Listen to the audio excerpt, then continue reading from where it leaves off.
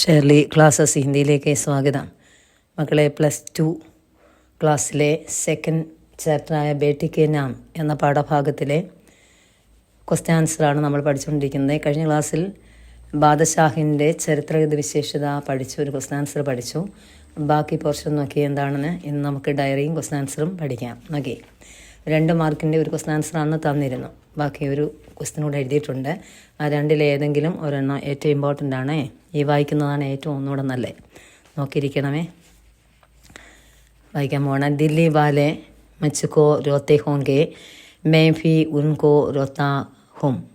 ദില്ലി വാലെ എന്ന് വെച്ചാൽ ദില്ലിവാസികൾ മുझको എനിക്ക് വേണ്ടി കരഞ്ഞു, ഞാനും അവർക്ക് വേണ്ടി കരഞ്ഞു. വഹാ ശാസക കാ കോൻ സാ ഗുണ പ്രകട ഹേ. ഇവിടെ നമ്മുടെ ശാസകൻ്റെ എന്ത് ഗുണമാണ്, ശാസകൻ എന്ന് വെച്ചാൽ ഭരണാധികാരിയുടെ എന്ത് ഗുണമാണ് പ്രകടമായത്, അതാണ് ക്വസ്റ്റ്യൻ. ആൻസർ നോക്കിയേ. മുഗൾ ബാദഷാഹെ ബഹാദുർ ഷാഹ് ജഫർ अपने देश दिल्ली और वहाँ के लोगों को प्यार से पालते थे.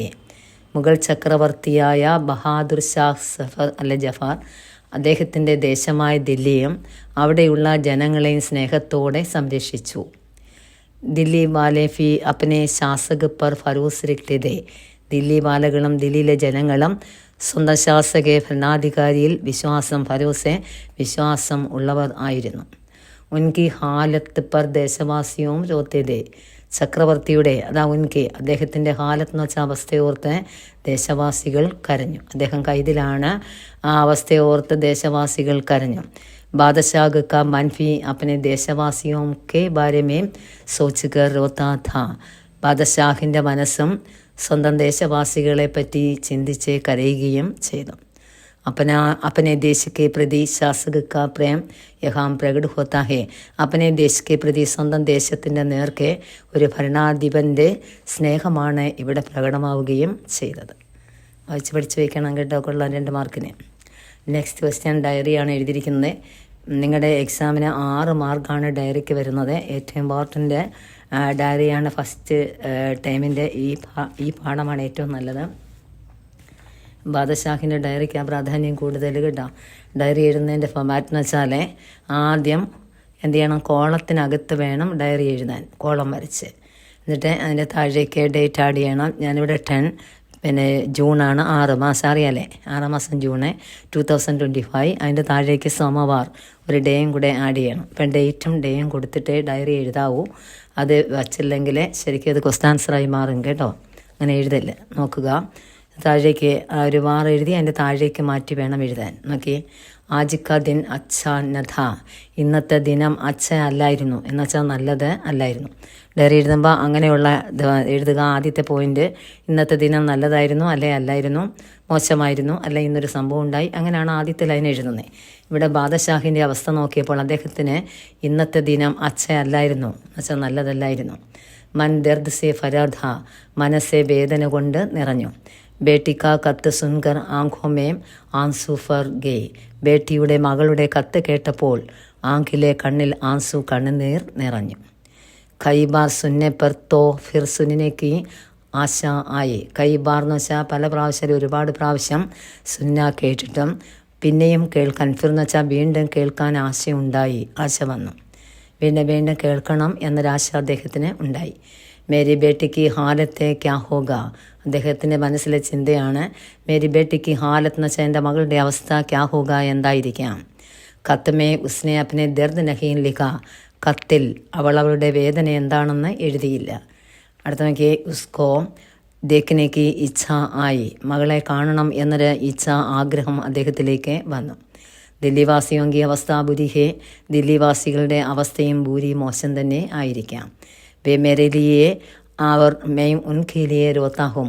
അവർ എനിക്ക് വേണ്ടിയും ഞാൻ അവർക്ക് വേണ്ടിയും രോന കരയുന്നു, അല്ലേ. യഹ് സബ് കദം ഹോ ഗയ. ഇതെല്ലാം സബ് എന്ന് വെച്ചാൽ എല്ലാം, കദം ഹോന അവസാനിക്കുക, ഇതെല്ലാം അവസാനിക്കുക തന്നെ ചെയ്യും. ഹമാര ദേശ് കബ് സ്വതന്ത്ര ഹോക. നമ്മുടെ ദേശം കബ് എപ്പോഴാണ് സ്വാതന്ത്ര്യം നേടുന്നത്. അതൊക്കെ ആശങ്കയാണ്. അത് ക്വസ്റ്റ്യൻ മാർക്കിട്ട് എഴുതിയേക്കുന്നത്. ദില്ലിവാസിയോം ഗോ ദേഖ്നേക്ക അവസർ കബായേഗി. ദില്ലിവാസികളെ കാണാനുള്ള അവസരം കബായേഗി എപ്പോൾ വരും. ഉസ്കി ഫലായി കെ ലിയെ പ്രാർത്ഥന കർത്താ ഹും. അവരുടെ ഫലായി എന്ന് വെച്ചാൽ നന്മയ്ക്ക് വേണ്ടി പ്രാർത്ഥിക്കുകയും ചെയ്യുന്നു ഞാൻ. കത്ത് മേ ബദായി സബ് ബാത്തോं की ജവാബ് मैंने लिखा. കത്തിൽ ബദായി പറഞ്ഞ എല്ലാ കാര്യങ്ങൾക്കും ജവാബ് മറുപടി ഞാൻ എഴുതി. കത്തിൽ എന്ന് വെച്ചാൽ മകളയച്ച കത്തിലെ എന്തെല്ലാം ബാത്ത് കാര്യങ്ങൾ പറഞ്ഞുവോ അതിൻ്റെ എല്ലാം ജവാബ് മറുപടി ഞാൻ എഴുതി.